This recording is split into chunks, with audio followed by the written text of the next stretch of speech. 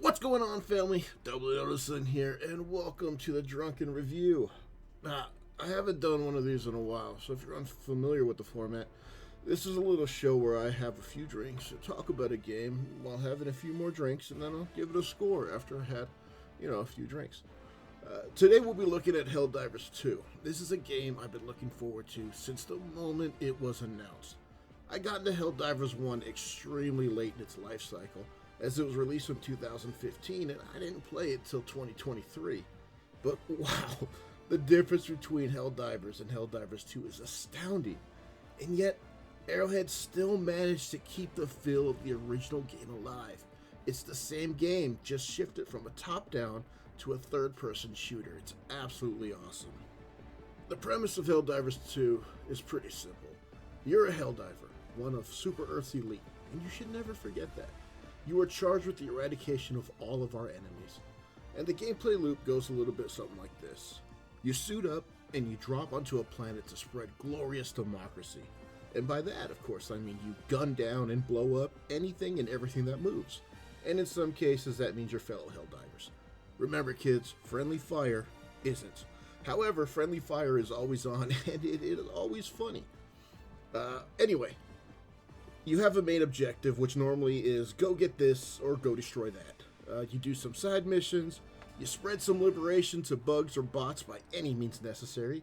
You look for pickups such as medals, samples, and super credits, which will help you liberate more stuff in the future. And then, hopefully, you call an extraction so you and your buddies can live to violently spread peace another day. Yep, the gameplay loop is simple. It's basic, but damn is it fun. I have yet to play this game and not burst out in laughter. Playing with friends over Discord is a must, though you can have a great time dropping into a random team, but that's assuming quick play works, and we'll talk more about that in a moment. Alright, as you dive, you'll collect 3 different things to progress your character. Experience points, medals, and super credits. Experience points grant you levels, which unlock stronger stratagems. At the time of recording, level 20 is what is needed to unlock every stratagem in the game. Arrowhead will be adding more in the future, but I don't know if they're going to require higher levels to unlock, so I guess we'll have to wait and see. Samples can be found out on missions in a random location like bunkers and buildings and other points of interest or POIs on the map. There's 3 types of samples. There's common, there's rare, and there's super. And they're all tied to the game's difficulty, whatever level you're playing on. Common samples will drop on every map at every difficulty. Rare samples will only spawn in challenging or above, so it has to be rank 4 or up, while super samples only spawn on rank 7 and above. Samples are used to unlock ship upgrades that add benefits to your stratagems, like faster cooldowns, more uses, another orbital shot, stuff like that.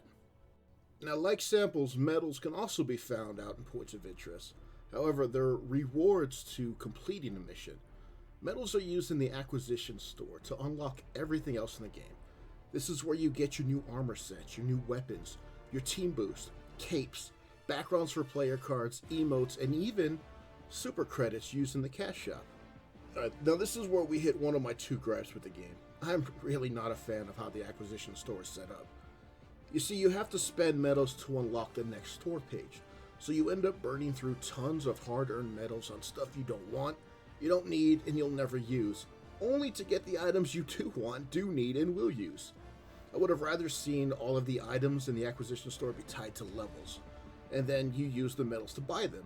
So like the shotgun was set to level 15, and it's set for like 75 medals. That would have been great, it would have been better in my opinion, but it is what it is. Now this brings me to super credits, and the cash shop. Alright, like most of you, I'm not a fan of microtransactions. Companies like Ubisoft, EA, Blizzard, only to name a few, have heavily leaned on these bullshit transactions and charge the hell out of their players for every little thing, and I'm pretty sure we're all just sick of it by now. When I first saw the Superstore in Helldivers 2, I gotta say I was disappointed. Fucking pay to win. Okay, fam. One thing that I already hate is they added microtransactions to this. They've got cosmetics, it looks like, on sale. I don't know if... It doesn't look like it does anything. Yeah, let's see, system info. Oh no, their armor rating. Yeah, they've got stats on them, dude. Where? Where are you seeing them? Go to the superstore. However, I am happy to say that while I'd rather not have a cash shop, at least this is egregious. It's not horrible. The items in the shop are only a couple bucks if you want to pay real money for them, but you absolutely do not. I have over 1,200 super credits just by playing the game, and I've even bought a helmet or whatever with them. You regularly find them out on missions. You could spend medals to unlock packs at 100 at a time, so you never feel like, oh, I have to buy this. So again, while I'd rather not see microtransactions, this is at least an acceptable way to do it, at least in my opinion. It's not like they're charging 15 bucks for a single cosmetic like so many other companies out there. And what I like most about this is there's no FOMO here. There's no fear of missing out. It takes a week, but we've already seen repeat offerings pop up in the cash shop. So if you see something you can't afford it now, just save a bit and give it a while. It'll be back. Okay, now on to my last but biggest gripe with the game. And I'm pretty sure many of you who are playing will feel this on a personal level. The game is broken right now. For every hour I have in the game, it's about 30 or so minutes of actual game time. And the rest is loading into an endless black screen, crashing the desktop, finishing a dive with 0 rewards, endlessly trying to get random matchmaking to work, endlessly trying to have a friend join me and fail, or me joining a friend and it fail, or having a friend join for like half a mission, then they'll have a network drop and send them offline, and just repeat that over and over and over again. I'm looking at you, Psycho.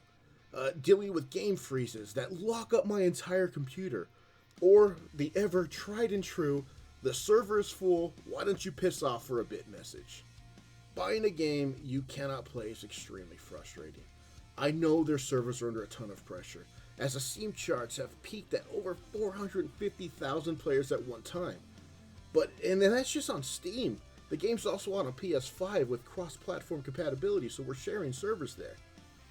And then while Arrowhead said that, we're working on the problem and that it's not about buying more servers, it's about getting more manpower, it doesn't change the fact there are plenty of people who've paid for the game and simply have not been able to play much or at all. And that just sucks. Alright, with all of that, it's time to give it a score. And even with the real problems that Helldivers 2 has, I absolutely love this game.